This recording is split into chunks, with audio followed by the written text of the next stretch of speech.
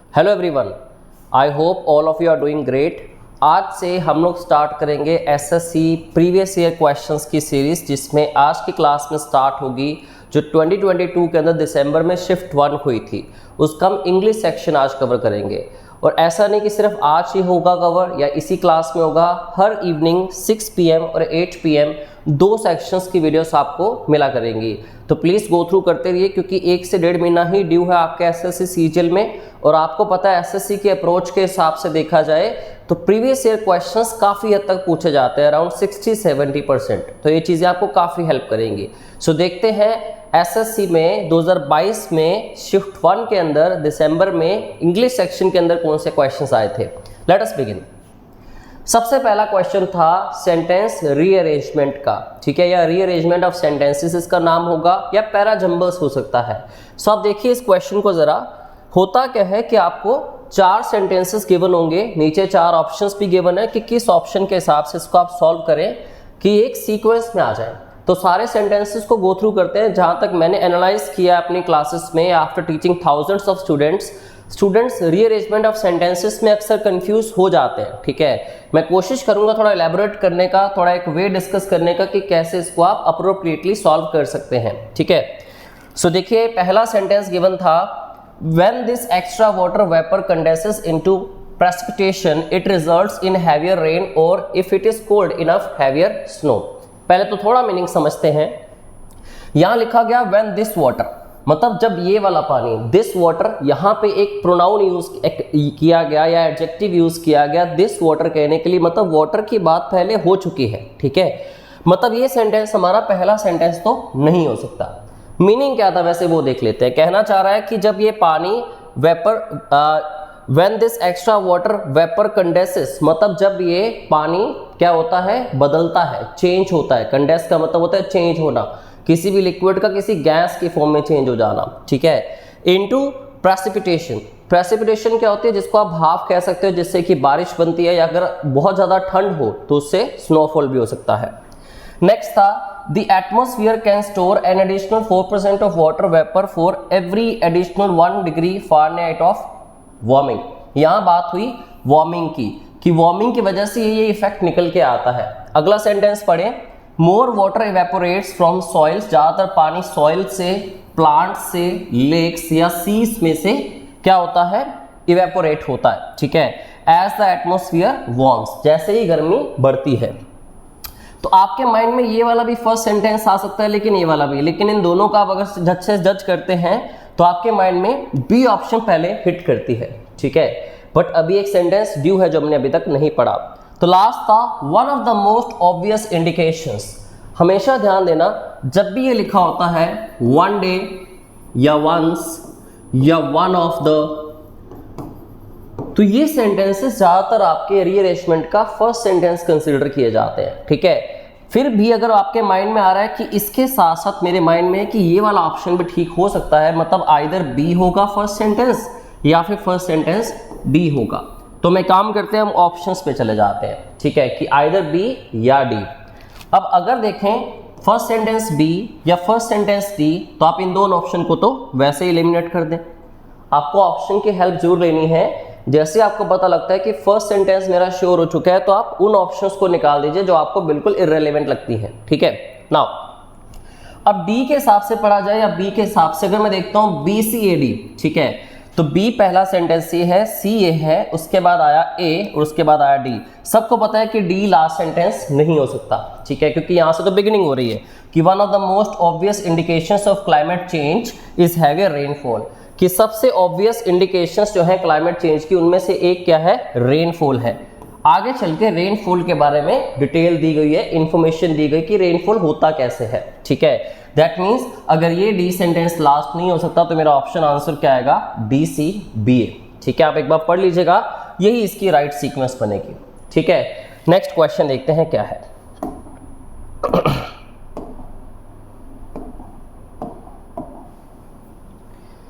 So next question we have is select the correct indirect form of the given sentence। मैं आपको एक suggestion भी देना चाहूंगा, अगर आप एसएससी सीजीएल के एस्पिरेंट हैं तो प्लीज ध्यान दें कि अगर आप एक्टिव पैसिव या नरेशन की तरफ ध्यान दें, दो टॉपिक्स है, एक एक्टिव पैसिव वॉइस है, दूसरा नरेशन है जिसमें डायरेक्ट से इनडायरेक्ट स्पीच आपको कन्वर्ट करनी होती है। तो इसमें काफ़ी सारे क्वेश्चंस अक्सर एसएससी पूछता है। ठीक है, आप देखिए यहाँ पे सेंटेंस गिवन है, she said I am in no mood to work now. ठीक है, डायरेक्ट इनडायरेक्ट होता क्या है, थोड़ा अगर बेसिक से देखें हम, कि आपको इस तरह से कोमा इन्वर्टेड कोमास में एक स्पीच गिवन होती है, आपको इसको इनडायरेक्ट के अंदर कन्वर्ट करना होता है, या फिर एग्जामिनर आपसे वाइस वर्सा क्वेश्चन भी पूछ सकता है कि एक इनडायरेक्ट को डायरेक्ट में कन्वर्ट करना है। ठीक है, तो इसके कुछ बड़े बेसिक रूल्स हैं, अगर क्योंकि आज हमारे पास पूरा टॉपिक करने का टाइम तो नहीं है, लेकिन बस आप इतना देख लीजिए। कुछ वर्ड्स होते हैं जैसे कि अगर डायरेक्ट स्पीच के अंदर दिस गिवन है तो उसका आप क्या बना देते हैं, दैट। अगर उसके अंदर नाउ गिवन है तो उसका क्या बनता है, देन। अगर टुडे है तो टुडे का क्या बनता है, दैट डे। अगर दीज डेज है तो उसका क्या बन जाता है, दोज डेज। टुमारो का नेक्स्ट डे। ये कुछ वर्ड्स पे आपको काम करना होता है और यहीं से काफ़ी हेल्प मिलेगी आपको। देखिए अब आपको पता है कि नाउ से कन्वर्ट होके देन बनना है, फॉर श्योर बनना है। ठीक है, देखते हैं देन वाली ऑप्शंस है कौन सी। इसमें देन है, इसमें देन है, मतलब ऑप्शन बी और डी गलत हो गया। मैं आपको यही सजेस्ट करूंगा बार बार कि आप ऑप्शन को पहले एलिमिनेट कीजिए। ठीक है, जो आपको बिल्कुल गलत लगती है। अब क्या करना, क्या पड़ा, सिर्फ दो ऑप्शन पे काम करना है, 50% काम आसान हो गया हमारा, ये निकल गया और ये भी निकल गया। Now see, she said that she has been. देखिए हैज बीन तो तभी आएगा जब आपके सेंटेंस में हैज और हैड कुछ होगा। ठीक है, आपको पता होगा कि जब भी आप नरेशन करते हो तो आप प्रेजेंट के सारे टेंसेस को पास्ट के सारे टेंसेस में कन्वर्ट करते हैं, विच मीन्स प्रेजेंट का इंडेफिनिट हो तो पास्ट इंडेफिनिट, प्रेजेंट का कॉन्टिन्यूस हो तो पास्ट कॉन्टिन्यूस। इस तरह से आप सेम फ्लो के साथ चलते हैं। अब एम क्या है, प्रेजेंट का इंडेफिनिट है तो एम का पास्ट क्या होता है, वॉज होता है। ठीक है, तो ऑप्शन क्या आएगी, she said that she was in no mood to work, then option C. ठीक है, नेक्स्ट क्वेश्चन करते हैं। नेक्स्ट क्वेश्चन हमारे पास था एक्टिव पैसिव वॉइस का। जैसे मैं आपको कह रहा था कि एक्टिव पैसिव वॉइस और narration, direct indirect speech questions काफ़ी इंपॉर्टेंट है। तो इस क्वेश्चन में देखते हैं इसमें क्या सॉल्यूशन निकल सकता है, कैसे इजी अप्रोच से कर सकते हैं हम लोग। देखिए एक्टिव पैसिव क्या है, इसमें कभी भी ना टेंस प्रेजेंट से पास्ट में नहीं जाता। टेंसेस के ही दो पार्ट्स हैं, एक एक्टिव वॉइस है, एक पैसिव वॉइस है। ठीक है, बात करने के दो अलग अलग तरीके होते हैं बस, राइट। तो इसमें कुछ रूल्स मैं आपको हाईलाइट करके बता रहा हूं, अगर आपने एक्टिव पैसिव किया है तो आप फटाफट से ग्रास्प कर जाएंगे। देखिए जब आप एक्टिव वॉइस की बात करते हैं उसमें मॉडल वर्ब के साथ वर्ब की फर्स्ट फॉर्म लगी होती है, जब भी आप एक्टिव वॉइस की बात करते हो। जब इसको आप पैसिव में कन्वर्ट करते हो, एक्टिव से पैसिव में, तो आपको ध्यान रखना होता है कि modal verb as it is same रहे, साथ में बी आ जाएगा और साथ में इसी वर्ब की थर्ड फॉर्म लग जाती है। तो इसका केस होता है एक्टिव से जब आप पैसिव कन्वर्ट करते हैं, that means modal verb change नहीं होनी चाहिए।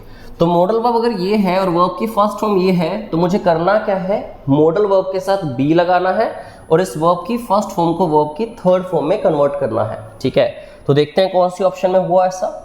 शी विल बी टेल, ये तो टेल वर्ब की फर्स्ट फॉर्म ही रह गई। शी विल टेल, ये तो विल टेल का विल टेल रह गया। ठीक है, और वैसे भी ये थोड़ी बताएगी, मनु बताएगा। तो आपको इतना पता है, subject becomes object, object becomes subject. Active passive में ऐसा ही होता है। तो शी विल बी टोल्ड, जैसा मैंने आपको कहा था, modal verb plus be plus verb की थर्ड फॉर्म। तो मॉडल वर्ब सेम रही, साथ में बी आया, साथ में वर्ब की थर्ड फॉर्म भी आ गई। ठीक है, नेक्स्ट ऑप्शन था she will be tell, again will be tell आ गया। तो ऑप्शन क्या आएगा, सी इसका सही आंसर। ठीक है, तो एक्टिव पैसिव की रिवीजन प्लीज कर लीजिएगा एग्जाम में जाने से पहले। नेक्स्ट क्वेश्चन देखते हैं क्या है, select the correct active from of the given sentence, active form of the given sentence. मैंने आपको पीछे भी कहा था वाइस वर्सा क्वेश्चन पूछा जा सकता है आपसे, मतलब एक्टिव से पैसिव या पैसिव से वापस एक्टिव, या डायरेक्ट से इनडायरेक्ट या इनडायरेक्ट से वापस डायरेक्ट। ठीक है, तो इस क्वेश्चन में देखते हैं पहली बात तो आइडेंटिफाई कैसे करें कि एक्टिव वॉइस है या पैसिव वॉइस है। ठीक है, अगेन रूल्स याद होने चाहिए आपको, थोड़ा मैं आपको इंडिकेशन देता हूं। यहाँ पे लिखा हुआ है has the villa been occupied, has been occupied. Please my dear friends याद रखिएगा, जब आप एक्टिव वॉइस की बात करते हो तो आपको पता होता है कि हैज हो चाहे हैव हो चाहे हैड हो, उसके साथ हम लगाते हैं वर्ब की थर्ड फॉर्म। ठीक है, प्रेजेंट का परफेक्ट हो, पास्ट का परफेक्ट हो या फ्यूचर का परफेक्ट हो। But on the other hand अगर आप इसी एक्टिव का पैसिव वॉइस बनाते हैं तो ये हैज हैव हैड के साथ एक वर्ड आपको ऐड करना होता है, वो क्या होता है, बीन। फिर बीन के साथ आपको उसी वर्ब की थर्ड फॉर्म को लगाना होता है।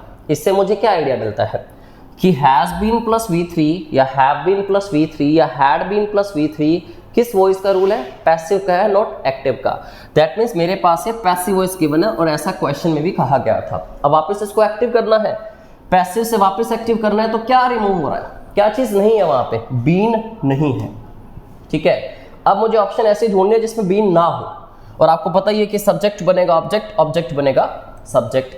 तो बाय देन था, इतना क्लियर है कि दे सब्जेक्ट बनेगा। ठीक है, अब इसमें आ गया डिड दे ऑक्यूपाइड। पहली बात तो डिड के साथ वर्ब की सेकंड फॉर्म नहीं आ सकती, फर्स्ट आ सकती है। दूसरी बात, हमें यहां से यहां जाना है, हैज हैव हैड से हैज हैव हैड में ही रहना है। पहली ऑप्शन गलत, हैज हैव प्रेजेंट था तो ये हैड नहीं आ सकता। हैव दे के साथ देखिए हैव ही लगता है। डू दे, ये तो प्रेजेंट का इंडेफिनिट हो गया। एक चीज ध्यान रखना, हैज हैव हैड में क्वेश्चन है तो हैज हैव हैड में ही रहेंगे आप। ठीक है, अगर मॉडल वर्ब में क्वेश्चन है तो आप मॉडल वर्ब में ही रहेंगे। वैसे ही देखिए, ये प्रेजेंट का इंडेफिनिट हो गया, हैज हैव हैड था ही नहीं, इसमें हैज हैव नहीं था, इसमें हैड था, जबकि हमारा क्वेश्चन प्रेजेंट का है, हमें हैज या हैव चाहिए होगा। ठीक है, तो यही ऑप्शन है, करेक्ट ऑप्शन है। पढ़िए जरा, अगर हम इस ऑप्शन को देखें तो देखिए have they occupied the villa, आप खुद इसका पैसिव भी बना के दे सकते हैं।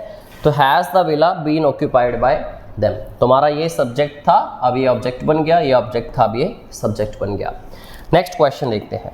आई होप यहाँ तक आपको समझ आ गया, और काफ़ी स्टूडेंट्स को क्वेश्चन सामने आते ही कुछ आंसर भी करना स्टार्ट कर चुके होंगे, जो अपनी प्रिपरेशन अच्छी करके बैठे हैं। ठीक है, फिर भी आपको अगर लगता है बीच में आंसर करना है तो आप कमेंट बॉक्स में अपने आंसर्स डालते रहिए साथ साथ।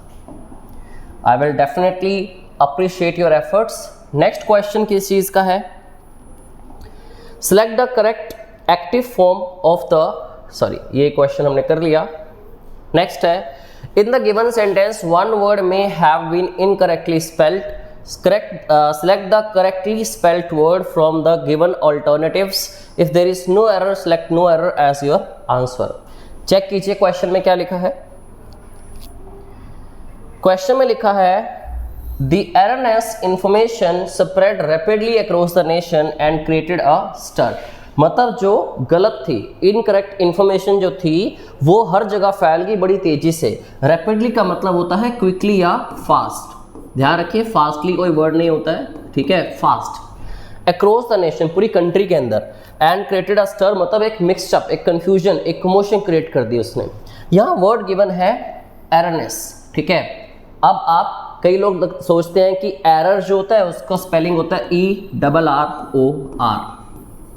तो हम क्या करेंगे, पहले पूरा एरर लिखेंगे, फिर लिखेंगे NEOUS। तो माय डियर स्टूडेंट्स, ऐसा नहीं होता। एररनेस के स्पेलिंग्स बिल्कुल ठीक लिखे हैं। ये जो वर्ड है एरोनस, ये गलत है, नो एरर तो इसमें है ही है। एररनेस, ये भी स्पेलिंग गलत है, और नीचे लिखे हैं वो भी स्पेलिंग गलत है। तो प्लीज़ एररनेस के ठीक स्पेलिंग आप नोट कर लीजिए। मिस स्पेल्ड वर्ड में आपसे क्वेश्चन कई बार पूछा गया और आगे भी पूछा जा सकता है। ठीक है, नेक्स्ट क्वेश्चन करते हैं। नेक्स्ट है, select the most appropriate antonym. Antonym आपको पता है ऑपोजिट वर्ड, कॉन्ट्रेरी वर्ड आपको फाइंड करना है of the sinks from the given sentence. अब गिवन सेंटेंस के अकॉर्डिंगली आपको सिंक का मतलब बताना है। ठीक है, पहली बात तो आप सबको पता है कि सिंक का मतलब डूबना होता है। ये मैं आपको थोड़ा सा आइडिया दे दूं। एक डूबने के लिए एक वर्ड तो आपके पास सिंक है, दूसरा वर्ड एक और है, दैट इज ड्राउन। दोनों की हिंदी एक ही होती है, डूबना। अब ये मैं सोचना थोड़ा डूबना तो सिंक और ज्यादा डूबना तो ड्राउन, ऐसा नहीं है। ठीक है, सिंक का मतलब डूबना है, ड्राउन का मतलब डूबना है। डिफरेंस क्या है कि सिंक यूज होता है लिविंग बींग्स के लिए, जब कोई भी एनिमल, बर्ड या ह्यूमन बींग डूबता है तो, सॉरी उल्टा हो गया, ये होगा नॉन लिविंग के लिए। लेकिन जो वर्ड ड्राउन है ये यूज होता है लिविंग बींग्स के लिए। लिविंग बींग्स मतलब कोई भी एनिमल, बर्ड या ह्यूमन बींग। सिंक होता है किसी भी नॉन लिविंग चीज का डूबना, जैसे कि शिप का सिंक होना। ठीक है, now groups work together to create Christmas parade themes. सारे ग्रुप इकट्ठा काम करते हैं क्रिसमस परेड थीम्स बनाने के लिए, which are then carried out in floats, musical groups and stalling figures। अब यहाँ पे कुछ वर्ड्स गिवन है। वर्ड्स क्या है, पहला वर्ड है फ्लॉट्स, दूसरा है create, third one is spread and fourth one is strolling. Now see, हमारे पास वर्ड गिवन था सिंक।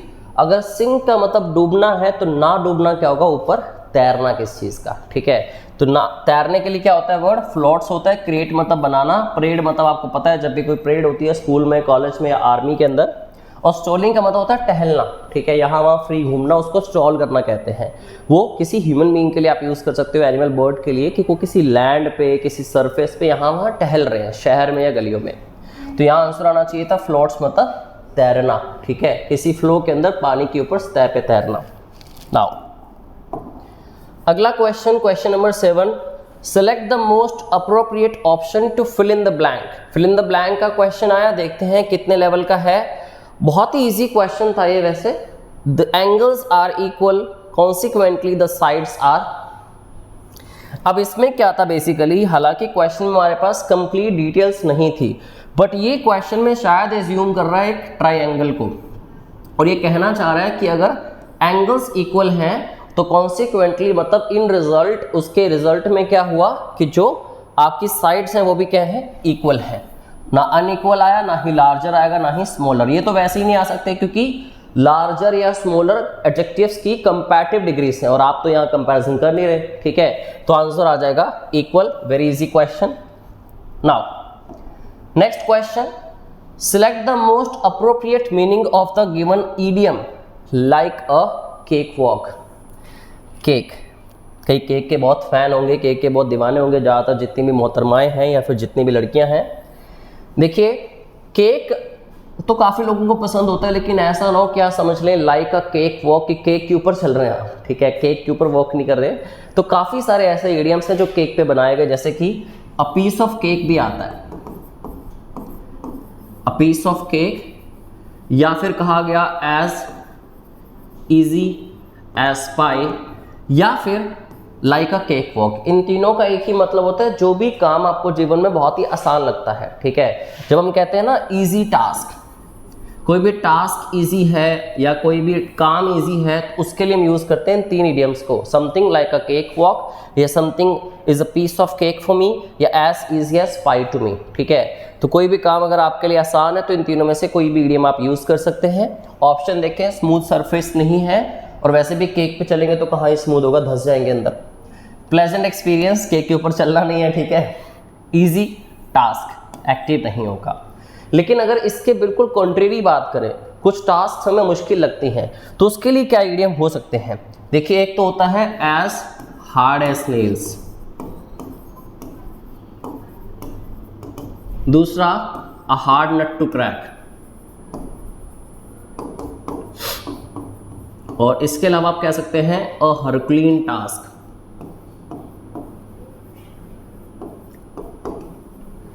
तो इन तीन इडियम्स का माय डियर वंस एक ही मीनिंग होता है, समथिंग दैट इज डिफिकल्ट। कोई भी टास्क जो आपको मुश्किल लगती है, that takes a lot of efforts, ठीक है। नोट कर लीजिएगा, as hard as nails, a hard nut to crack, या फिर अ हरक्यूलिन टास्क। तीनों का एक मतलब है अ कॉम्प्लिकेटेड, या जिसको आप कह सकते हैं डिफिकल्ट टास्क, जिसमें बहुत सारे एफर्ट्स लगते हैं, ठीक है। चलिए नेक्स्ट क्वेश्चन करते हैं फटाफट से। Select the most appropriate option that can substitute the underlined segment in the given sentence. If there is no need to substitute it, select no substitution. Basically ऐसे questions को ना, अब जैसे यहाँ पे लिखा गया है, इसको sentence improvement या फिर sentence correction का भी नाम दिया जाता है। फिर क्या होगा, आपके सामने कुछ ऑप्शन आएंगे और लिखा होगा लास्ट में नो करेक्शन रिक्वायर्ड या नो इंप्रूवमेंट रिक्वायर्ड, के सेंटेंस ग्रामेटिकली बिल्कुल कॉन्टेक्चुअली भी करेक्ट है। तो अभी देखते हैं इस क्वेश्चन में क्या था।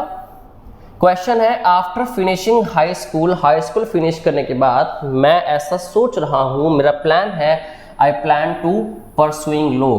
सब स्टूडेंट्स को पता होगा कि जब भी आप प्रेपोजिशन टू के बाद एक वर्ब लगाते हो, that verb is always in first form, 2 + V1, ठीक है, जिसको हम टू इन्फिनेटिव कहते हैं। तो आंसर क्या आ जाएगा, आई प्लान टू परस्यू। ये भी ऑप्शन गलत होगा, ये भी और ये भी, आंसर आ जाएगा आई प्लान टू परस्यू, ठीक है। Next question, select the most appropriate synonym of the given word. Given word है कंफ्यूजन। अब देखो कंफ्यूजन के बहुत सारे सिनोनिम्स हो सकते हैं। कंफ्यूजन को आप डिलेमा भी कह सकते हो,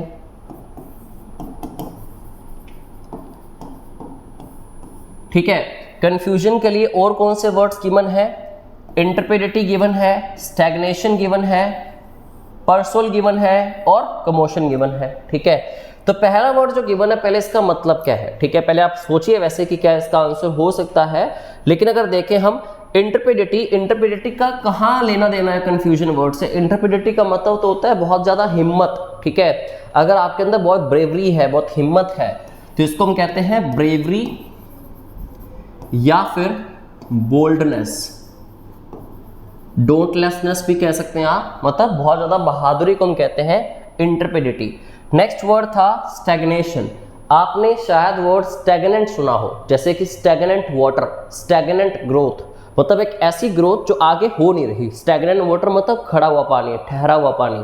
तो स्टैग्नेशन नाउन है एक्ट ऑफ नॉट मूविंग, मतलब जहां पे कोई मूवमेंट ना हो उसको स्टैग्नेशन कहते हैं, मतलब ठहराव, ठीक है। नेक्स्ट आया पर्सल। पर्सल वर्ड का मतलब क्या होता है? कोई भी तरह का एग्जामिनेशन या इन्वेस्टिगेशन, जिसको आप छानबीन कह सकते हो, थोरो रीडिंग किसी चीज़ की, ठीक है। किस चीज़ को आपने थोरोली देखा है, चेक किया है, विच मीन्स एग्जामिनेशन, या फिर इसको आप कह सकते हो इन्वेस्टिगेशन। अब देखिए कंफ्यूजन, या तो एग्जामिनेशन इन्वेस्टिगेशन होगी, ना ही कंफ्यूजन का मतलब स्टैग्नेशन है, और ना ही कंफ्यूजन ब्रेवरी होती है। तो अगर आप ना भी देखें तो फिर भी इन तीन वर्ड्स को तो आप एलिमिनेट कर बैठे ना, अगर आपको इसका मीनिंग अभी भी नहीं मिल रहा तो देखा जाए तो लास्ट वर्ड इसका राइट आंसर हो सकता है। अब कमोशन का मतलब होता क्या है? कमोशन होता है किसी तरह का शोर शराबा, ठीक है, किसी तरह की भगदड़, मतलब जहां कंफ्यूजन हो जाती, क्या होना पता नहीं हमें, ठीक है। तो कमोशन को वैसे आप नॉइजी डिस्टर्बेंस भी कह सकते हो। सपोज अभी जैसे पीछे चंडीगढ़ में तय हुआ था अरिजीत सिंह का आना, ठीक है, उन्होंने कुछ 3-4 दिन पहले आना था, लेकिन उनका शो कैंसिल हो गया, ठीक है। अब सपोज कीजिए, वैसे तो ये सिचुएशन आई नहीं, सपोज कीजिए कि सारे लोग टिकट्स खरीद चुके हैं और वो सारे के सारे वहाँ पहुँचे हुए हैं, ठीक है। अब वहाँ पहुँचे हैं और वहाँ जाके उनको पता लगता है कि Arijit Singh is not coming, ठीक है। तो वहाँ बहुत बड़ी कमोशन फैल जाएगी, कन्फ्यूजन फैल जाएगी कि ऐसा सच है कि नहीं है। लोग भाग दौड़ रहे हैं आसपास, कंफर्म कर रहे हैं, या फिर बहुत ज़्यादा भगदड़ मच गई है, नॉइजी डिस्टर्बेंस शुरू हो गई है, ठीक है। तो उसको आप कहेंगे कन्फ्यूजन, ठीक है। नेक्स्ट क्वेश्चन करते हैं। आंसर्स करते रहिए, कनेक्टेड रहिए। हर शाम हम ये चीज़ें करेंगे, हर शाम एक पेपर को हम पूरा खोल के देखेंगे, ठीक है, चाहे वो मैथमेटिक्स हो, चाहे रीजनिंग हो, चाहे जीएस हो, चाहे इंग्लिश है। Next question.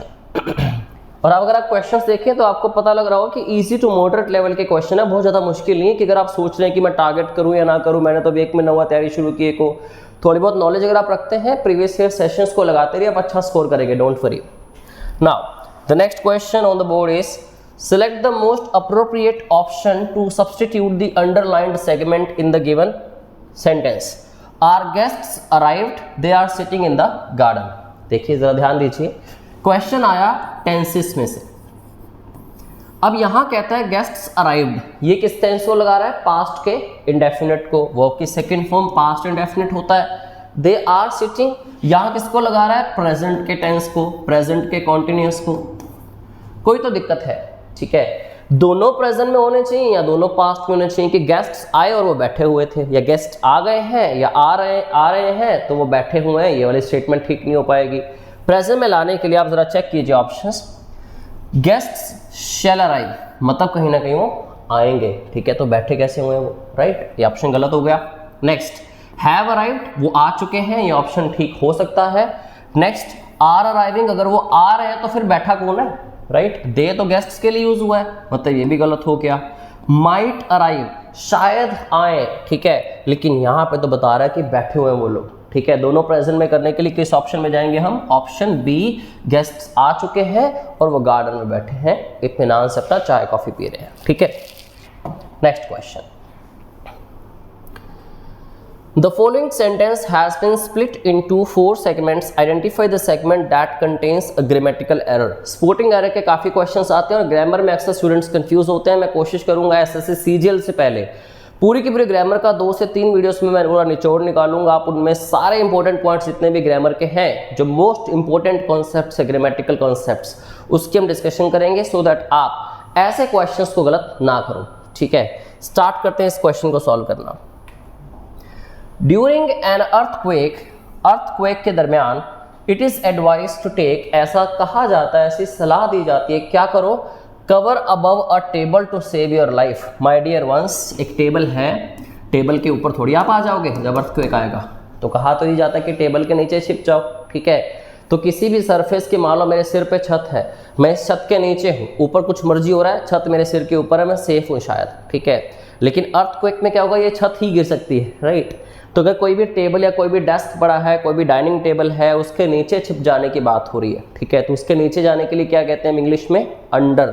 ठीक है, तो यहाँ प्रेपोजिशन की मिस्टेक थी, कवर अबव अ टेबल गलत होगा, ड्यूरिंग एन अर्थक्वेक, सॉरी इसमें गलती है, 4 पार्ट्स में डिवाइडेड है, सॉरी। तो इस वाले पार्ट में गलती है, ड्यूरिंग एन अर्थक्वेक ठीक है, it is advise to take ठीक है, टू सेव योर लाइफ ठीक है। तो कवर अबव अ टेबल का होगा कवर अंडर अ टेबल। तो राइट आंसर, अगर हम ऑप्शन देखें तो कौन सी इनकरेक्ट है, ऑप्शन ए। चारों पार्ट्स डिवाइडेड थे, चारों पार्ट्स को अलग अलग करके लिख दिया उसने, या फिर वो ऐसे भी पूछ सकते हैं आपसे क्वेश्चन, जो मेरे माइंड में भी थोड़ा सा आइडिया आया कि इसको पार्ट ए कह दिया, इसको पार्ट बी कह दिया, इसको पार्ट सी कह दिया, और आपसे पूछा ए में मिस्टेक है, बी में या सी में, तो आपने सी लगा दिया। ठीक है, पूछने का तरीका अलग हो सकता है, ग्रामेटिकल कॉन्सेप्ट तो वही रहेगा ना यार। ठीक है, नेक्स्ट क्वेश्चन करते हैं। अभी तक हम 12 क्वेश्चन कर चुके हैं, करीब 13 क्वेश्चन पेंडिंग है। ठीक है, इंटरेस्ट बनाए रखिए, देखते रहिए, डिफरेंट क्वेश्चंस आपको मिलेंगे, कॉन्सेप्ट्स आपके क्लियर होते रहेंगे। इनकरेक्टली स्पेल्ड वर्ड पूछा गया, जिस वर्ड के स्पेलिंग ठीक नहीं है। अब कईयों की भाई वोकैबुलरी बड़ी वीक होती है, बट मैं आपको इतना कहूँगा, वोकैब इंप्रूव करने के साथ साथ जितनी वोकैब आप इंप्रूव करते हैं, ठीक है, उसके स्पेलिंग अच्छे से याद कीजिए। और उसके लिए एक ही तरीका है कि आप उसको लिखते रहिए, अच्छे से लिखते रहेंगे तो आपको वर्ड्स के स्पेलिंग अच्छे से याद हो जाएंगे। देखते हैं, पहला वर्ड है फाइनरी।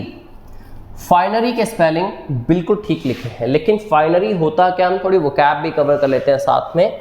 फाइनरी होता है जब भी आप बात करते हो elegant clothes and jewellery. Specially क्या होता है, हम एलिगेंट क्लोथ्स या हैवी ज्वेलरी, अगर ज़्यादातर किसी की बात करें मेल्स या फीमेल्स की, वो तब पहनते हैं जब किसी अच्छी ओकेजन की बात होती है। तो पर्टिकुलरली इस वर्ड का भी यही मतलब है, जब आप एलिगेंट मतलब बहुत ही पोश या स्टाइलिश कपड़े, आपने बहुत अच्छी ज्वेलरी पहनी है किसी स्पेशल ओकेजन के लिए, तो उसको कहते हैं फाइनरी। नेक्स्ट वर्ड है हाइस्ट। कौन भूल सकता है इस वेब सीरीज को, इंडिया वालों ने तो ज़्यादा फेमस करी है, वैसे तो स्पेन में बनी थी, स्पेनिश में थी, जब इसको इंग्लिश में डब किया गया काफ़ी इंडियंस ने देखा इसको, काफ़ी प्यार मिला इसको। इवन मैं बात करूँ अगर पहले लॉकडाउन की, तो मैंने इसके 4 सीजन वहीं देख डाले थे। तो मनी हाइस्ट, बेसिकली हाइस्ट के स्पेलिंग यहाँ पे गलत है, हाइस्ट के स्पेलिंग होते हैं HEIST, कुछ लोग तो इसको हीस्ट बुलाते हैं, तो राइट प्रोनाउंसिएशन है हाइस्ट। हाइस्ट होती है चोरी। ठीक है, चोरी या डकैती, जब किसी भी बैंक से पैसा चुराया जाए, मतलब एक्ट ऑफ स्टीलिंग, तो उसको कहते हैं हम heist. Money heist web series थी। अगला वर्ड गिवन है क्रिंज, मतलब आपका आंसर आएगा हाइस्ट, कि इसके स्पेलिंग गलत है, मैं वर्ड्स बता रहा हूं सिर्फ। क्रिंज क्या होती है, ऑकवर्डनेस।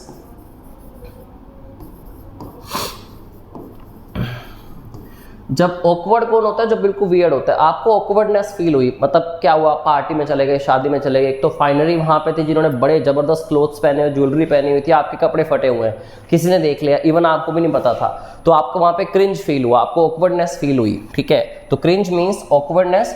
लास्ट वर्ड है डेफर। डेफर के स्पेलिंग बिल्कुल ठीक है, अगर डेफर की बात करते हैं जब चीज़ों को डिफ्रेंशिएट किया जाता है, अलग किया जाता है किसी एक चीज़ से। ठीक है, बेसिकली किसी चीज़ को अलग कर देना, to leave something apart from something, उसको दूसरी चीज़ से बिल्कुल सेपरेट करके रख देना, उसको डेफर कहते हैं। इसके स्पेलिंग बिल्कुल करेक्ट है। नेक्स्ट देखते हैं, select the most appropriate meaning of the given idiom. एक और ईडियम आया, ईडियम है all eyes.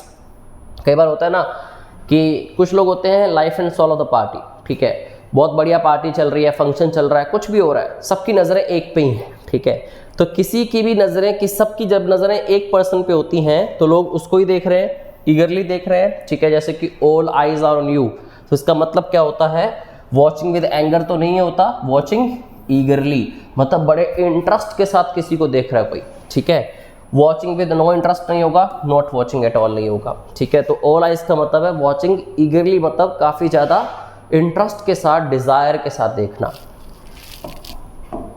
Next word, sorry next sentence, select the most appropriate option that can substitute the underlined segment in the given sentence। Question क्या है देखते हैं। He was looking into his book for the last 2 hours but couldn't find it। देखिए students, कुछ concept phrasal verbs के पढ़ना बड़ा ही important होता है। फ्रेजल वर्ब्स क्या होती है पहले जानिए आप। जब हम लोग एक वर्ब के साथ एक प्रेपोजिशन लगाते हैं, ठीक है, तो इन दोनों को मिला के एक फिक्स्ड मीनिंग होते हैं कुछ, जिसको आप या मैं चाह के अपने हिसाब से बदल नहीं सकते, ठीक है। जो लिखा है एज इट इज हमें लर्न करना पड़ेगा, तो it's kind of its sort of vocabulary, ठीक है।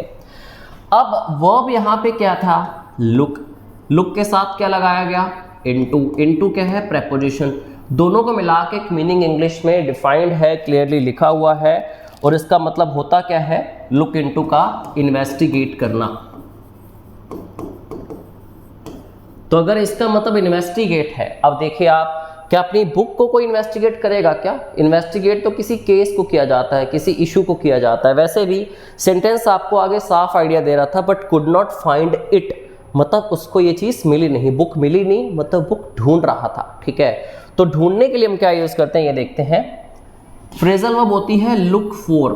लुक फॉर का मतलब होता है टू सर्च, किसी भी चीज़ को ढूंढना, किसी भी पर्सन को ढूंढना, किसी भी प्लेस को ढूंढना। ऑप्शंस देखिए, तो यहाँ पे आ रहा है लुकिंग फॉर हिज बुक, वो अपनी बुक ढूंढ रहा था बट उसको ये मिली नहीं, ठीक है। लुक इनटू का मीनिंग मैंने आपको बताया होता है इन्वेस्टिगेट।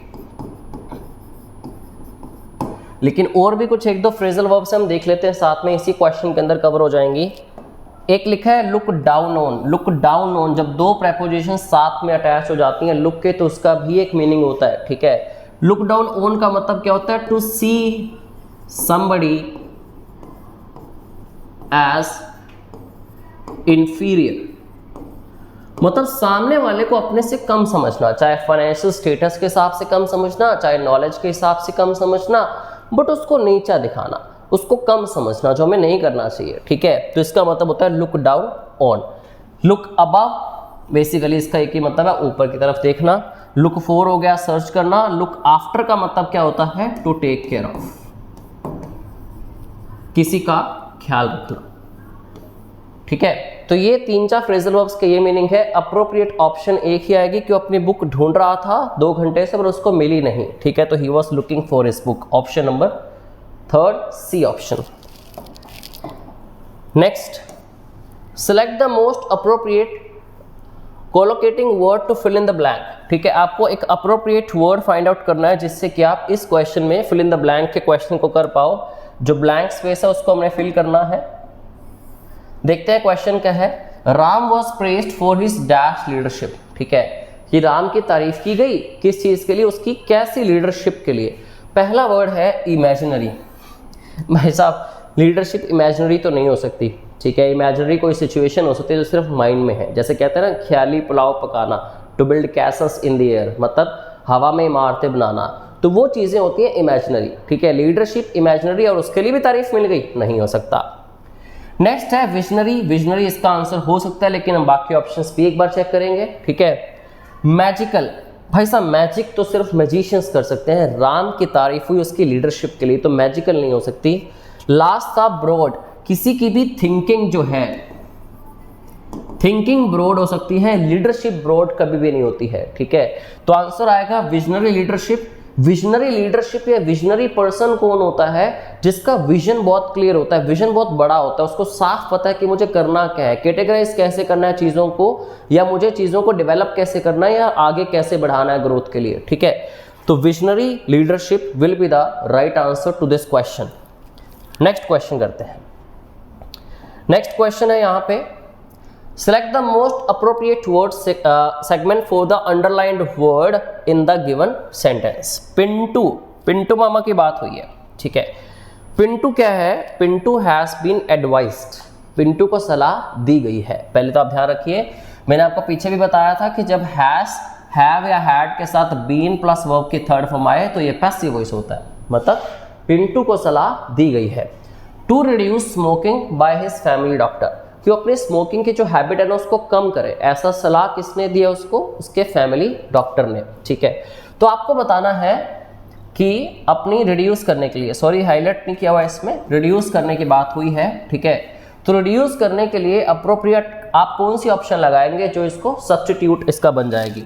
देखिए पहला है कट डाउन। कट डाउन का बेसिकली मतलब होता ही यही है, टू रिड्यूस, किसी भी चीज़ के लेवल को, किसी क्वालिटी को या प्राइस को नीचे करना, मतलब गिराना, उसको क्या करना, रिड्यूस करना, उसका मतलब कट डाउन होता है। मतलब ऑप्शन तो कट डाउन ही इसका राइट आंसर आएगा, लेकिन आगे लेकर लेस डाउन होता नहीं है। लो डाउन का मतलब क्या होता है, किसी चीज़ को डिमिनिश कर देना,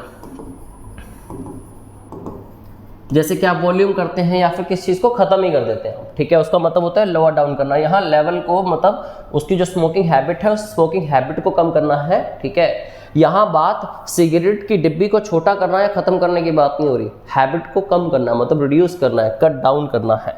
अप डाउन तो होता नहीं, अप डाउन तो करेंगे नहीं, आप स्कूल कॉलेज में किए होंगे शायद, आपने तो याद नहीं है, मुझे तो अपना डंडे तो पड़े थे, अप डाउन का ज़्यादा याद है नहीं मुझे। Next, select the most appropriate antonym. Antonym बड़े पूछे हैं इससे, ठीक है, कि क्यों, कि पता होता है स्टूडेंट को कि इस वर्ड का ये मीनिंग है, इसका उल्टा क्या है ये बताओ जरा। ठीक है, वर्ड क्या है, वर्ड बड़ा ही आसान है, रिबिलियन। ठीक है, वर्ड बड़ा ही आसान है रिबिलियन। आपको पता है कि जब आप किसी के खिलाफ वायलेशन करते हैं मतलब आप रिबिलियन कर रहे हैं। ठीक है, नाउ अपराइजिंग, लॉयल्टी, सेडिशन या अलॉटमेंट। रिबिलियन कहीं ना कहीं रिलेट करता है वायलेशन से, act done against somebody with violation. ठीक है, अपराइजिंग का मतलब है किसी चीज को बढ़ाना, बेसिकली उसको प्रमोट करना। ठीक है, प्रोपेगेट करना, तो नहीं हो सकता। थर्ड है सेडिशन। सेडिशन का मतलब होता है words said to encourage people to act against government. मतलब ये वर्ड तो खुद में भी नेगेटिव है। आपको पता है रेबेलियन एक नेगेटिव वर्ड है, अगर ये नेगेटिव वर्ड है तो मुझे इसका एंटोनिम पॉजिटिव वर्ड ढूंढना है। अपराइजिंग वर्ड भले ही पॉजिटिव था लेकिन उसका मीनिंग रिलेट नहीं कर रहा वो। ठीक है, लॉयल्टी एक पॉजिटिव वर्ड है, एक आप किसी के अगेंस्ट कुछ भड़का रहे हैं किसी को, एक आप किसी के बारे में अच्छा बोल रहे हैं, मतलब आप उसके लिए लॉयल है, तो लॉयल्टी इसका आंसर बन सकता है। सेडिशन का तो मतलब ये होता है कि ऐसे वर्ड्स जो लोगों को एनकरेज करने के लिए बोलेंगे कि तुम अगेंस्ट काम करो गवर्नमेंट के, मतलब किसी भी गवर्नमेंट के, किसी कंपनी की भी गवर्नमेंट हो सकती है, रूल हो सकता है, तो ये वर्ड भी ऑप्शन नहीं हो सकता क्योंकि ये भी एक नेगेटिव वर्ड है। लास्ट वर्ड आया अलॉटमेंट। अलॉटमेंट का रिबिलियन से कोई लेने देना है ही नहीं। ठीक है, तो आंसर क्या आया, loyalty, option B for rebellion. Antonym की बात हुई थी। ठीक है, हाँ, सेडिशन रिबिलियन का सिनोनिम हो सकता है, एंटोनिम नहीं हो सकता। ठीक है, नाउ नेक्स्ट क्वेश्चन, प्रश्न number 19, select the most appropriate antonym. Again antonym पूछ लिया उसने। हॉस्पिटैलिटी का वर्ड मतलब तो सबको ही पता है, जब अपने आप बड़े अच्छे व्यवहार से किसी का आदर सम्मान करते हैं, कोई घर आया है या आप किसी होटल गए हैं तो वहाँ वो आपको हॉस्पिटैलिटी दिखाते हैं। ठीक है, मतलब बड़ा प्रेम भाव से किसी को क्या करना, ट्रीट करना या उसको सर्व करना, मतलब हॉस्पिटैलिटी एक पॉजिटिव वर्ड है। नेगेटिव ढूंढना पड़ेगा, कंप्लेंट करना, कॉर्डियलिटी या कोल्डनेस या रैथफुल। पहले तो आपको ये भी देखना पड़ेगा कि आपका जो वर्ड गिवन है वो नाउन है, एडजेक्टिव है या एडवर्ब है या वर्ब है, अकॉर्डिंगली उसका वही सिनोनिम लगेगा। नाउन का नाउन, एडजेक्टिव का एडजेक्टिव। हमें पता है कि हॉस्पिटैलिटी क्या है, एक नाउन है। यहाँ जो लिखा है ना रैथफुल, वो बेसिकली एक एडजेक्टिव है। कैसे, जो वर्ड होता है रैथ, रैथ का मतलब होता है रेज, मतलब गुस्सा, कतई गर्मी। ठीक है, बहुत ज़्यादा गुस्सा, मतलब रैथ, रेज या एंगर। ठीक है, अब इसको आप जब एडजेक्टिव बनाते हैं तो क्या बन जाता है, रैथफुल, मतलब गुस्से से भरा हुआ। दैट मीन्स ये नाउन थे लेकिन ये क्या था, एडजेक्टिव। नाउन का सिनोनिम एडजेक्टिव या उसका एंटोनिम एडजेक्टिव तो नहीं हो सकता। ये ऑप्शन वैसे ही डी निकल गया। ठीक है, ऑप्शन डी निकल गया। बाकी वर्ड्स क्या थे, कंप्लेंट, कॉर्डियलिटी और कोल्डनेस। अगेन हॉस्पिटैलिटी का देखें तो कॉर्डियलिटी तो सिनोनिम बनेगा। ठीक है, क्योंकि आपने वर्ड पढ़ा होगा कॉर्डियल। कॉर्डियल एक एडजेक्टिव होता है, कॉर्डियल मतलब विनम्र, ठीक है, जो बड़े अच्छे स्वभाव का होता है, बड़े आराम से बातचीत करता है, बड़ा सोशिएबल होता है, ठीक है, अच्छे दिल का। तो देखा जाए तो फिर कॉर्डियलिटी तो हॉस्पिटैलिटी का सिनोनिम बनेगा, ये भी वर्ड पॉजिटिव है और ये भी वर्ड पॉजिटिव है। कंप्लेंट नेगेटिव वर्ड है, लेकिन हॉस्पिटैलिटी से इसका कोई लेना देना है ही नहीं। तीसरा वर्ड है कोल्डनेस, तो कोल्डनेस बनेगा इसका राइट आंसर, क्योंकि ये नेगेटिव वर्ड है। कई लोग बड़े कोल्ड नेचर के, कोल्ड बिहेवियर के होते हैं, मतलब वो बड़ा रूड होते हैं, बड़े क्रूअल होते हैं, ठीक है, तो इसको आप कह सकते हैं क्रूअल्टी या फिर रूडनेस। तो इसका आंसर आ जाएगा कोल्डनेस, ठीक है, एंटोनिम चाहिए था आपको। नेक्स्ट क्वेश्चन देखते हैं, क्वेश्चन नंबर 20। इसके बाद 5 प्रश्न और बाकी हैं, बने रहिए, क्लास लगाते रहें। Select the sentence with the appropriate use of adverb of manner. ओहो हो, कई स्टूडेंट्स को तो यही नहीं पता होता कि एडवर्ब क्या है, और अगर थोड़ा बहुत पढ़ भी ले तो ये नहीं पता होता कि एडवर्ब की टाइप्स भी हैं, और हर टाइप को जानना बड़ा इंपॉर्टेंट है, ठीक है। थोड़ा मैं आपको पहले इतना समझा दूं कि एडवर्ब ऑफ मैनर होती क्या है, जो बताती है हाउ और in which manner the action is done. सबसे पहली बात तो एडवर्ब का काम क्या होता है, ये बताना कि एक्शन के बारे में, वर्ब के बारे में बताना। अब वर्ब के बारे में बहुत चीज़ें एडवर्ब बताती है कि जो आपने एक्शन किया, कैसे किया, अच्छे से किया, आराम से किया, तेजी से किया, एफिशिएंटली किया, ठीक है, डेडिकेटेडली किया, कैसे किया आपने, जो कि ये पूछ रहा है, एडवर्ब ऑफ मैनर होती है वो। दूसरी होती है एडवर्ब ऑफ टाइम, आपने काम कब किया, ठीक है। तीसरी होती है एडवर्ब ऑफ प्लेस, आपने काम कहाँ पे किया। चौथी होगी adverb of frequency, how often, कितनी दफ़ा आप किसी काम को करते हैं, ठीक है, daily, everyday, sometimes, hardly, rarely, often, usually, generally, इस तरह के सारे वर्ड्स। नाउ इसने कहा कि एडवर्ब ऑफ मैनर जो बता रही है एडवर्ब, वैसे यूजेज के हिसाब से सेंटेंस बताइए कौन सा ठीक है। पहला पढ़ते हैं, ही डन हिज वर्क रेगुलरली। पहली बात तो ये देखिए, डन कहाँ से आ गया भैया, टेंसेस में तो ऐसा कोई रूल ही नहीं है, या तो होता है he has done, he done तो होता नहीं है, सेंटेंस ही गलत है। और वैसे भी रेगुलरली काम करता है, तो ये बता रहा है हाउ ऑफन, तो हाउ ऑफन कौन सी बताती है, एडवर्ब ऑफ फ्रीक्वेंसी बताती है कि काम कितनी दफा किया गया, तो एडवर्ब ऑफ मैनर तो ये थे ही नहीं। Next, he has just done his work, उसने अपना काम अभी किया है, टाइम बता रहा है, एडवर्ब ऑफ टाइम होगी। He does his work carefully, वो अपना काम कैसे करता है, बड़ा समझदारी से, आराम से करता है, बड़ा ध्यानपूर्वक करता है, केयरफुली करता है, मतलब हाउ, कैसे करता है। तो हाउ का आंसर देने के लिए कौन होती है, एडवर्ब ऑफ मैनर ही तो होती है, ठीक है। तो ये ऑप्शन करेक्ट हो जाएगा। फिर भी आगे पढ़े, he has done his work on my table, उसने काम किया कहाँ पे है, यहाँ प्लेस बताया गया है, ठीक है, तो ये बताएगी एडवर्ब ऑफ प्लेस। लेकिन काम कैसे किया, ये ऑप्शन सी से बताया जा रहा है, हाउ मतलब केयरफुली, ठीक है, तो इसका राइट ऑप्शन ये हो गया। नेक्स्ट देखते हैं आपके लिए क्या बचा है अब। हो क्लोज टेस्ट है। देखिए कॉम्प्रिहेंशन लिखा हुआ है, इसका नाम क्लोज टेस्ट भी होता है। होता क्या, इसमें आपको ना पढ़ने के बाद क्वेश्चंस नहीं पूछे उसने, एक्चुअली आपको पूरा पढ़ने ही नहीं दिया, पहले रोक लिया। वो कहता है कि इस पूरे कॉम्प्रिहेंशन के अंदर या पूरे पैराग्राफ के अंदर मैं 5 ब्लैंक स्पेस छोड़ रहा हूँ, आपको उन 5 ब्लैंक स्पेस को फिल करना है। मैं आपको इनको फिल करने के लिए 20 से 25 वर्ड्स दूंगा, ठीक है, तो आपको देखना है किस वर्ड को कहाँ आपको प्लेस करना है। थोड़ा सा फटाफट पढ़ते हैं, थोड़ा बहुत आइडिया ले लेते हैं कि लिखा क्या है इसमें। Digital India can be the prime dash, digital India prime dash हो सकता है किसके पीछे, behind making a reality of the governments promise, किस चीज का, मिनिमम गवर्नमेंट का और मैक्सिमम गवर्नेंस का, ठीक है। सच अ ट्रांसफॉर्मेशन, ऐसी ट्रांसफॉर्मेशन की को किसकी जरूरत है, requires technology to be firmly dash, technology to be firmly dash into government something that the Digital India project lists as one of its foremost objectives.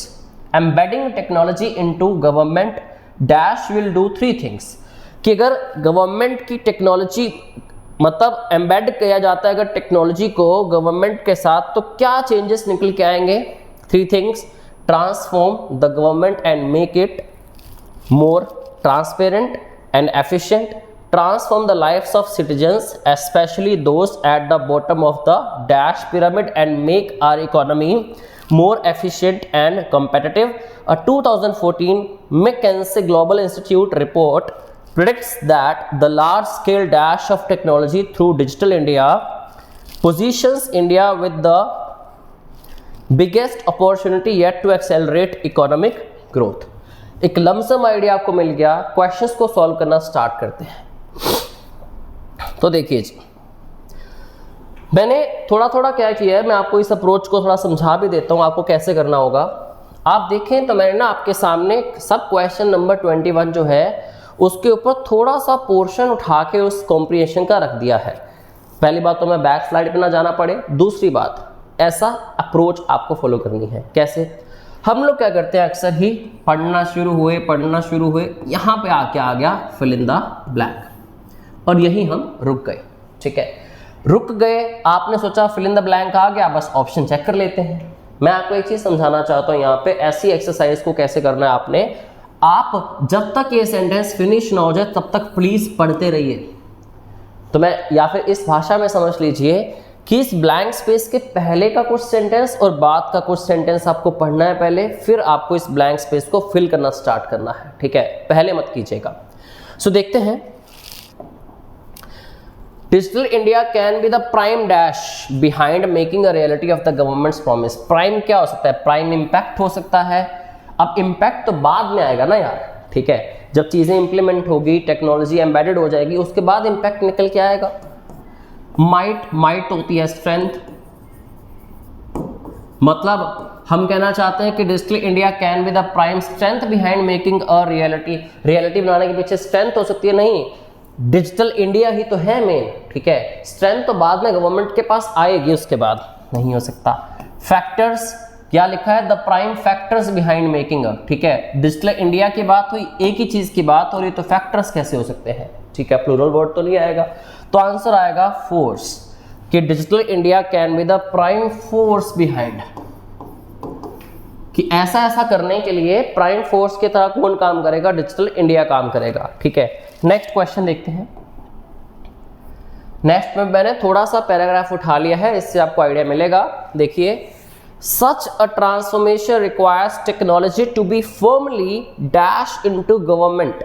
ठीक है, अब यहां मैं आपको थोड़ा आइडिया दे दूं कि मैं आपको ऐसा क्यों कहता हूं कि आप आगे का भी थोड़ा पढ़ लीजिए। ठीक है, आपको पता है आपके इस कॉम्पिटिशन में आपके second fill in the blank का आंसर छिपा हुआ था।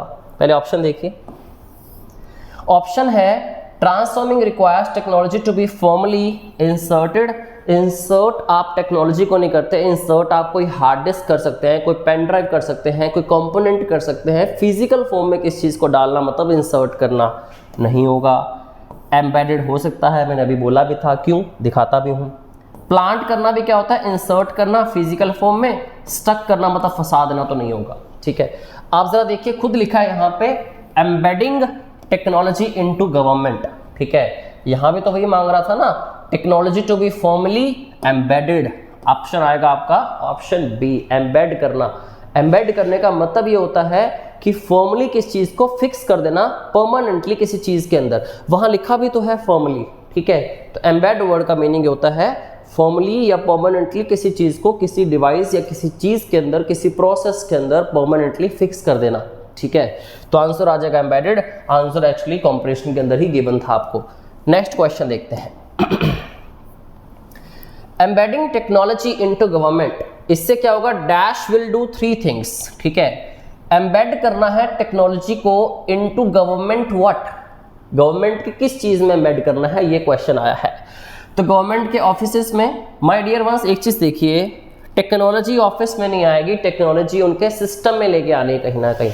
ठीक है, जैसे आप पहले देखें तो सारा काम ऑफलाइन चल रहा था, किताबों कापियों पे चल रहा था। बाद में टेक्नोलॉजी की वजह से सिस्टम्स जो उनके थे उसमें सारे प्रोसेस जो थे वो डिजिटलाइज हो गए। ठीक है, डिजिटाइज जब हुए वो सारे प्रोसेस, तो उससे काम काफ़ी आसान हो गया। तो ऑफिस के अंदर तो सिस्टम लगाए जाएंगे, टेक्नोलॉजी थोड़ी ये टेक्नोलॉजी ले लो भाई साहब, ऑफिस में रख लो अपने टेबल के पास, तुम बड़े डिजिटाइज हो जाओगे, ऐसा तो नहीं हो सकता। ऑफिस वर्ड गलत हो गया। डिटेल्स में तो नहीं करेंगे टेक्नोलॉजी को, हिरार्कीज अगर पहले से बनी तो उसमें हिरार्की क्या है, मतलब अप्रोच क्या चलेगी, लेकिन उस अप्रोच के अंदर आपको नहीं डालना है, अप्रोच बनी हुई है वो, ठीक है। बेसिकली जो उनके जितने भी प्रोसेसेस हैं काम को करने के, प्रोसेस के अंदर टेक्नोलॉजी एम्बेड की जाएगी, हिरार्की के अंदर नहीं, ठीक है। अब प्रोसेस के अंदर टेक्नोलॉजी आएगी तब जाके हिरार्की आएगी, काम होना कैसे है, हिरार्की तो बाद का स्टेप है, ठीक है। नेक्स्ट देखिए, इजी था, बड़ा ही इजी था ये। Those at the bottom of the, जैसे चल रहा था पीछे से sentence, transform the lifes of citizens specially those, transform करना है जिंदगियां किसकी, उन सिटीजन्स की जो specially those at the bottom of the dash pyramid and make our economy more efficient and competitive. तो कौन से सिटीजन्स की बात हुई यहाँ पे, ठीक है। मिथिकल पिरामिड, मिथिकल तो मतलब जो चीज मिथ में चलती आ रही है, फिर टेक्नोलॉजी को क्यों ला रहे हो आप, अपना दिमाग ही क्यों लगा रहे हो आप, मिथ है अगर ये चीज तो। प्रोवर्बियल, हाइपोथेटिकल, क्लासिफाइड, क्लासिफाइड वो चीज है जो ऑलरेडी कैटेगराइज करने के बाद फिक्स स्टेज पे पहुंच चुकी है, ठीक है। तो क्लासिफाइड पिरामिड नहीं होगा, हाइपोथेटिकल भी नहीं होगा, बेसिकली आना चाहिए proverbial, those at the bottom of the proverbial pyramid and make our economy more efficient and competitive, ठीक है। नेक्स्ट लास्ट क्वेश्चन देखते हैं इसी क्लोज टेस्ट का क्या होगा। Now those at the bottom of, I am sorry इसमें हमें देखना पड़ेगा, हाँ यहाँ पे देखते हैं, द लार्जेस्ट स्केल, यहाँ देखिए 2014 McKinsey Global Institute report predicts that the largest scale dash of the technology through digital India positions India with the biggest opportunity। यहाँ पे छोटी सी गलती है, अगला टाइप नहीं हुआ है। तो क्या करना है उसमें, टेक्नोलॉजी को क्या करना है उन्होंने, टेक्नोलॉजी को एनहांस नहीं करना, टेक्नोलॉजी एनहांसमेंट तो धीरे धीरे आएगी, टेक्नोलॉजी को एंटिसिपेशन मतलब एक्सपेक्टेशन नहीं है टेक्नोलॉजी की, बात हो रही है टेक्नोलॉजी को पूरी तरह से अपनाने की। टेक्नोलॉजी को मॉनिटर भी नहीं करना है, ना ही टेक्नोलॉजी को एनहांस करने की बात हुई, ना ही उसकी एक्सपेक्टेशन की बात हुई। एंटिसिपेशन होती है जी एक्सपेक्टेशन। तो बेसिकली बात हो रही है टेक्नोलॉजी की अडॉप्शन की, टेक्नोलॉजी को अपनाने की, ठीक है। आप पीछे एक बार फिर से फिल इन द ब्लैंक पढ़िए, आप उसमें से वर्ड फिल करके देखिए, लुक एट द स्क्रीन। हाँ, तो 2014 McKinsey Global Institute report predicts that the largest scale adoption of technology, technology को जो अपनाना है through Digital India positions India with the biggest opportunity yes to accelerate economic growth, ठीक है। तो technology की जो अडॉप्शन है डिजिटल इंडिया के थ्रू। सो आई होप आज की क्लास में सारे क्वेश्चंस जो हमने किए हैं ये इंपॉर्टेंट तो थे ही क्योंकि पेपर में आए हैं, ठीक है। इसके साथ साथ आप लोगों को समझ भी आ गई कुछ अप्रोच इसकी। ऐसे ही अगली क्लासेस में हम लोग और ज़्यादा शिफ्ट्स को डिस्कस करेंगे। हर इवनिंग आपको किसी न किसी सेक्शन की वीडियो मिलती रहेगी, ठीक है। बाकी आपको कोई भी डाउट रहा हो, कुछ भी आपने पूछना हो तो आप कमेंट बॉक्स में कमेंट करके कोई भी डाउट आपका है तो आप पूछ सकते हैं। इसके अलावा अगर आपकी कोई भी डिमांड हो कि आपको कौन सी चीज़ पे वीडियो चाहिए जो आपको अपलोड होके मिल जाए, कोई सेक्शन आपका वीक रह रहा है, तो आप मुझे अगेन कमेंट बॉक्स पे कमेंट करके बता सकते हैं। जैसे मैंने आपको बिगिनिंग में भी कहा था कि इंग्लिश लैंग्वेज का शिफ्ट 1 का दिसंबर का 2022 का एग्जाम था, सेक्शन इंग्लिश था, इसमें 6 बजे और 8 बजे हर रोज आपको 2 सेक्शंस की वीडियोस मिलेंगी शाम को यूट्यूब के ऊपर, ठीक है। तो ऐसे ही बने रहिए क्लासेस के साथ, एप्टू गुरु को फॉलो करते रहिए। कोई भी डाउट आते हैं डू कॉन्टैक्ट अस, और हाँ हिम्मत नहीं हारनी है, पेपर इजी आएगा और हम उसकी तैयारी करेंगे। Don't worry, all the very best, thank you.